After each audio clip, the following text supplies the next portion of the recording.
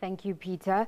Now, we're joined in studio by Marc Gbaffou of the African Diaspora Forum. Marc, thank you so much for joining us. I mean, you've seen the visuals throughout Peter's interview, excitement all around in Zimbabwe, and perhaps the rest of the world. Your take on that? People are celebrating today. Today, we could say that it is an Independence Day in Zimbabwe. That's what people were looking, some Zimbabweans were looking for. And they have been waiting for 37 years. When we see the celebrations on the streets of Zimbabwe, if you see the celebrations currently in Johannesburg, you see that people are free. People have hope now. There is a hope for peace. There is a hope for electoral reform. There is hope for policy reformulation. And there is hope for the Zimbabweans on the ground, the people who are coming from that country. And if you take the example of South Africa, the many Zimbabweans who are coming here is because they were oppressed in that country. Some of us are surprised when in that country people were using the word democracy. There isn't democracy in Zimbabwe. People were struggling. When you belong to an opposition, you cannot have a word. People were oppressed. Human rights were denied to some people in that part of our continent. And today, there is hope. People can embrace each other now. And that's what we saw. And when you see the discussion, and I want to use this opportunity to greet and salute the millions of Zimbabweans, they show their political maturity. Because for them to be patient, yesterday after 12, when the president didn't resign, we were asking ourselves what could be the next move, because this is somebody who was leading the country for 37 years. He knows the in and out of that country. So you're asking yourself, are we going to see, for example, the same scenario happen in West Africa, in a country like Ivory Coast? And we lost about 3,000 people were killed. So you were asking yourself, is this what going to happen in Zimbabwe? You were asking yourself. But today, it was a relief. I think the president, at last, he took the right move because he could see that he was disassociated from the people. And his own political party rejected him at last. So he saw it, he felt it, and I think that's why he resigned. Marc, it seems like there's a lot of elements here which we've seen play out over the past few weeks, but also the past few days as well. The theme that resonates, though, is that of hope. And you mentioned that a lot, and saying that, you know, the people who are in Zimbabwe have hope now, but the people that are also outside of Zimbabwe have hope. You interact a lot on the ground with Zimbabweans. Let's look at the differences between the sentiments of the people on the ground there in Zimbabwe at this point in time and the way forward, but also the ones that are in other countries like South Africa. Well, people were running away. People who came from that country to other parts of our continent, and particularly in South Africa, is because they could not feel the country. They didn't have that hope. And that's what is open today and what they will embrace today. We were from last week, Wednesday, to today, Tuesday, almost a week, what we saw in our office. Marc, I just want to come in there because there's a lot going on in the country at the moment. Let's now cross to Pretoria, where our reporter Sipho Stearman is standing by outside the Zimbabwean embassy to get a sense of what is going on there after President Robert Mugabe's sudden resignation earlier.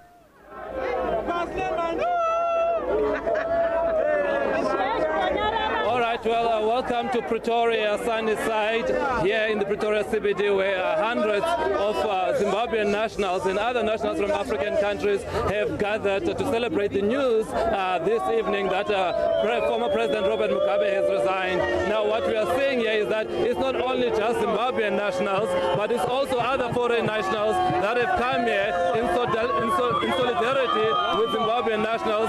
It is getting a bit hectic there. If maybe they can show you the scenes. It's celebrations all around.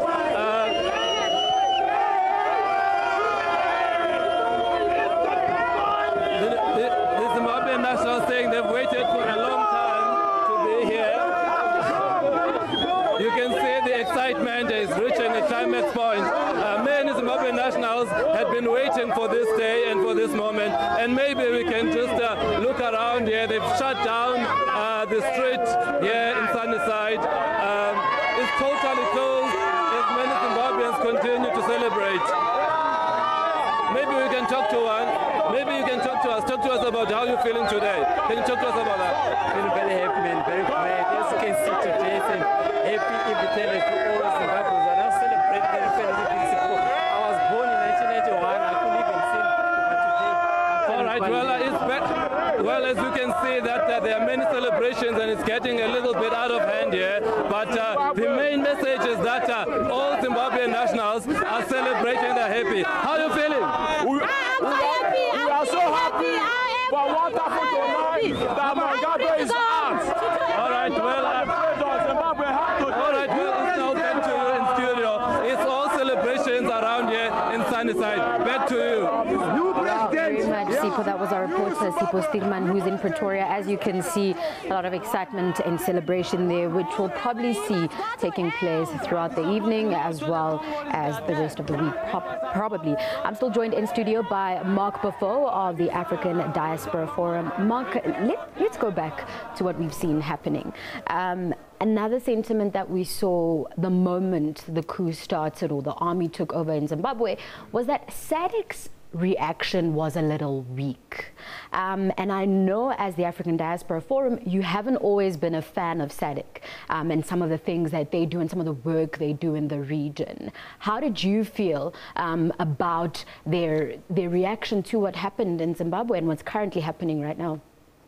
Look, this time I think once we heard about the situation in Zimbabwe, President Zuma, as the chair of SADC, appointed a delegation already to Zimbabwe and also went for a talk, I mean, among the leaders of the region, which is a very quick thing, and salute, we use the opportunity to salute that. What we didn't see and what we have been realizing in the region is that any decision is not that clear to every citizen of this part of Africa. SADC takes some decisions which are loose. We don't feel the decision of SADC as if they don't want to talk about real issues. That's the case.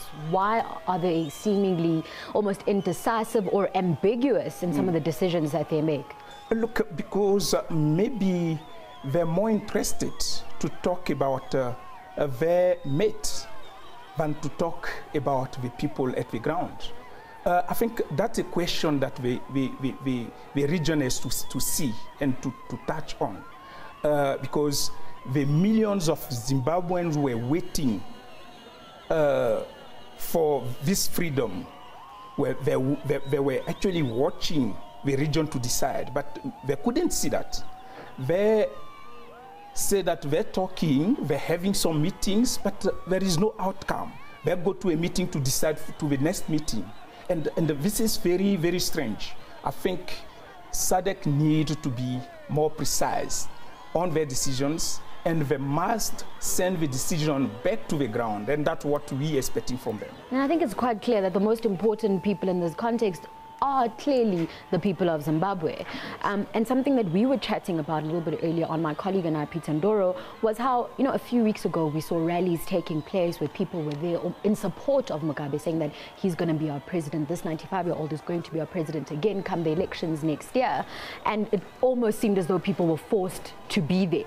What were you thinking about those rallies taking place and that support and then the sudden coup that we saw?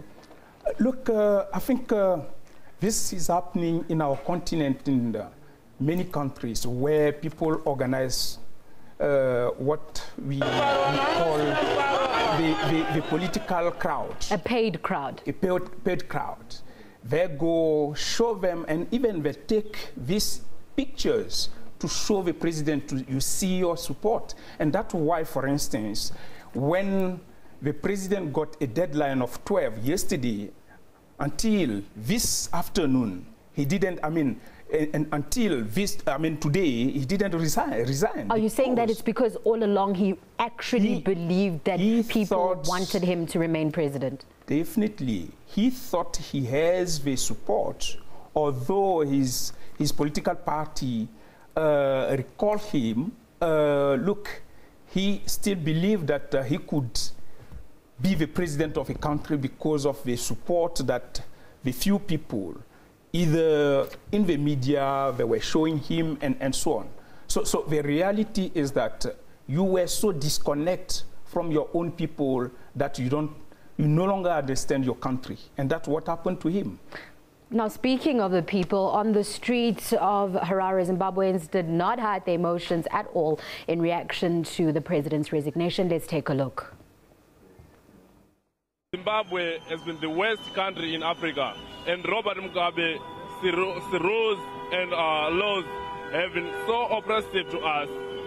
We hope for the new government which is coming will be different totally, and we are expecting new blood in Zimbabwe. Zimbabwe will never be a colony again, as he used to say, Mugabe. We are no longer interested in Mugabe. This is history. We are celebrating and we are overjoyed. As Zimbabweans, we say glory be to God. It's gone. We say The God dictator is for long everything. gone. Hallelujah. Today is just another day that we never expected as Zimbabweans. We were looking forward to this day, and all I can say is Mugabe is now officially gone. I'm a Zimbabwean citizen, and I believe in a new Zimbabwe coming very, very soon. In fact, the new Zimbabwe that we have been waiting for ages, for 37 years, is right here. We have it now. I say Viva Zimbabwe, Viva Zimbabwe.